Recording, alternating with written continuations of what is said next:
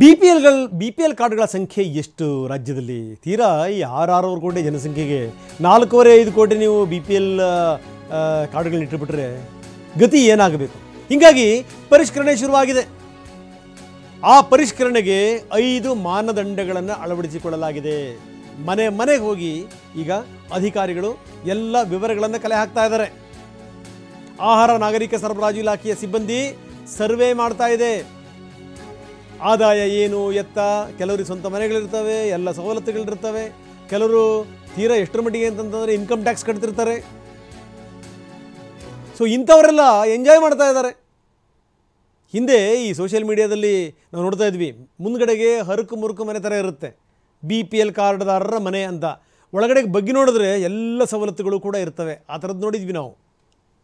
5 ಮಾನದಂಡಗಳು. ಕುಟುಂಬದ ವಾರ್ಷಿಕ ಆದಾಯ 1,20,000ಕ್ಕಿಂತ ಜಾಸ್ತಿ ಇರಬಾರ್ದು. 4 ಚಕ್ರದ ವಾಹನ ಇರಬಾರ್ದು. ವೈಟ್ ಬೋರ್ಡ್ ಇರುವಂಥದ್ದು, ಅಂದರೆ ಸ್ವಂತ ವಾಹನ ಇರಬಾರ್ದು. IT return ಪಾವತಿದಾರರಾಗಿರಬಾರ್ದು. ಹಳ್ಳಿಗಳಲ್ಲಿ 3 ಹೆಕ್ಟರ್ಗಿಂತ ಹೆಚ್ಚು ಭೂಮಿ ಇರಬಾರದು. ನಗರ ಪ್ರದೇಶಗಳಲ್ಲಿ 1000 ಚದರ ಅಡಿ ವಿಸ್ತೀರ್ಣದ ಸ್ವಂತ ಮನೆ ಇದ್ದಂಥವರು ಇದರ ವ್ಯಾಪ್ತಿಗೆ ಬರಲ್ಲ.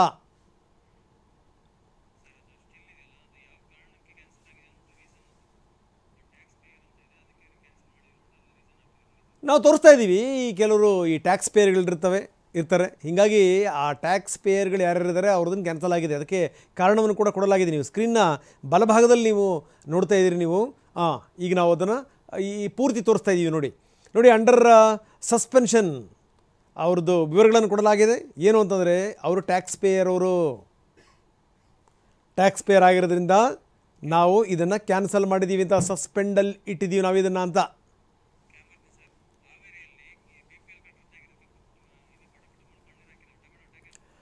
ಆದರೆ ಒಂದು ಸಂಗತಿನ ಹೇಳಲೇಬೇಕು, ನಿಜಕ್ಕೂ ಬಡವರಿಗೆ ಅನ್ಯಾಯ ಆಗಬಾರ್ದು.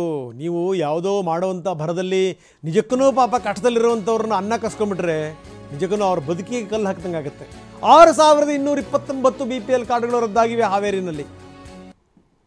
ಕೆಲವರು ಮನೆಯವರೊಂದೂ ಪಾಪ ಒದ್ದಾಡ್ತಾ ಇದ್ದಾರೆ. ನಿಜಕ್ಕೂ ಬಡವರಿದ್ದಾರೆ, ಎಲ್ಲರೂ ಇದ್ದಂಥವ್ರು ಇರಲ್ಲ.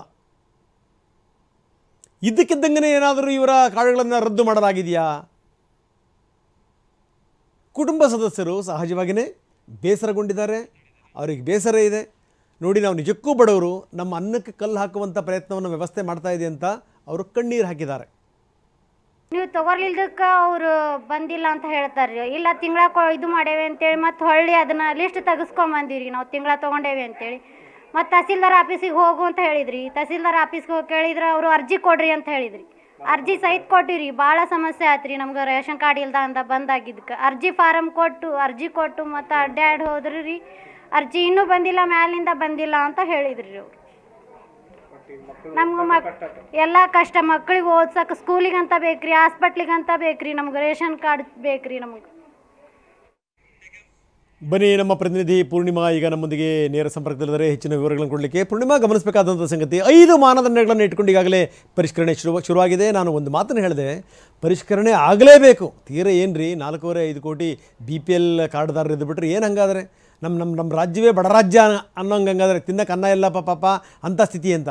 ಆದರೆ ನೋಡಿ, ಪರಿಷ್ಕರಣೆಯ ಹೆಸರಲ್ಲಿ ಬಡವರಿಗೆ ಅನ್ಯಾಯ ಆಗಬಾರ್ದು, ನಿಜಕ್ಕೂ ಈ ಕಷ್ಟದಲ್ಲಿರುವಂಥವ್ರಿಗೆ ತೊಂದರೆ ಆಗಬಾರ್ದು ಅನ್ನುವಂಥದ್ದು ಯಾವ ರೀತಿ ಮಾಡ್ತಾ ಇದೆ. ಯಾಕಂದರೆ ಕೆಲವೊಂದನ್ನು ಯಾವ ರೀತಿ ನಾವು ಸಸ್ಪೆಂಡಲ್ಲಿ ಇಟ್ಟಿದ್ದೀವಿ ನಾವು ಅನ್ನೋ ವಿವರಗಳನ್ನು ನಾವು ತೋರಿಸ್ತಾ ಇದ್ವಿ. ಅಂದರೆ ಸ್ವಂತ ಮನೆ ಇರಬಾರ್ದು, ನೀವು ಸರ್ಕಾರಿ ನೌಕರರಾಗಿರ್ಬೋದು, ಜೊತೆಗೆ ಟ್ಯಾಕ್ಸ್ ಪೇಯರ್ ಆಗಿರಬಾರ್ದು, ಅರೆಕಾಲಿಕ ಸರ್ಕಾರಿ ನೌಕರರು ಕೂಡ ಆಗಿರಬಾರ್ದು, 1000 ಚದರ ಇರುವಂಥ ನೀವು ಮನೆಯ ಮಾಲೀಕರಾಗಿರಬಾರ್ದು, ಸ್ವಂತ ಮನೆ ಇರಬಾರ್ದು. ಇವೆಲ್ಲವೂ ಕೂಡ ಮಾನದಂಡಗಳು.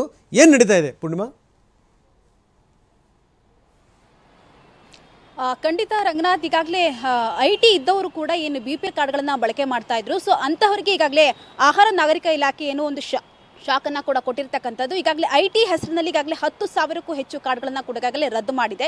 ಇದು ಒಳ್ಳೆ ವಿಚಾರಣೆ. ಆದರೆ ಈಗಾಗಲೇ ಈ ಒಂದು IT ಹೆಸರಿನಲ್ಲಿ ಸಾಕಷ್ಟು ಜನ, ಅಂದರೆ ಬಡವರ್ಗದ ಜನ ಏನಿರ್ತಾರೆ, ಸೊ ಅಂಥವರ ಕಾರ್ಡ್ಗಳು ಕೂಡ ಈಗಾಗಲೇ ರದ್ದಾಗಿದೆ. ಸೊ ಈ ಒಂದು ಕಾರಣಕ್ಕೋಸ್ಕರ ಈಗಾಗಲೇ ರಾಜ್ಯದಲ್ಲಿ ಈಗಾಗಲೇ BPL ಫಲಾನುಭವಿಗಳು ಕೂಡ ಈಗಾಗಲೇ ಆಕ್ರೋಶವನ್ನು ಕೂಡ ವ್ಯಕ್ತಪಡಿಸ್ತಾ ಇದ್ದಾರೆ. ಸೊ ಇದರ ಬೆನ್ನಲ್ಲೇ ಈಗಾಗಲೇ ಎಚ್ಚೆತ್ತಂತಹ ಆಹಾರ ನಾಗರಿಕ ಸರಬರಾಜು ಇಲಾಖೆ ಏನು ಈಗಾಗಲೇ ಇವತ್ತಿನಿಂದ ಪರಿಷ್ಕರಣೆ ಮಾಡೋದಕ್ಕೆ ಸಜ್ಜಾಗಿದೆ. ಸೊ ಈ ಒಂದು ಪರಿಷ್ಕರಣೆಯ ಸಂದರ್ಭದಲ್ಲಿ ಈಗಾಗಲೇ 5 ಮಾನದಂಡಗಳನ್ನು ಈಗಾಗಲೇ ಅವರು ತೆಗೆದುಕೊಂಡು ಇಟ್ಕೊಂಡಿರ್ತಕ್ಕಂಥದ್ದು. ಅಂದರೆ ಒಂದು BPL ಕಾರ್ಡ್ ಇರಬೇಕು ಅಂತ ಹೇಳಿದರೆ 5 ಮಾನದಂಡಗಳನ್ನು ಕೂಡ ಕೊಡಲಾಗುತ್ತೆ.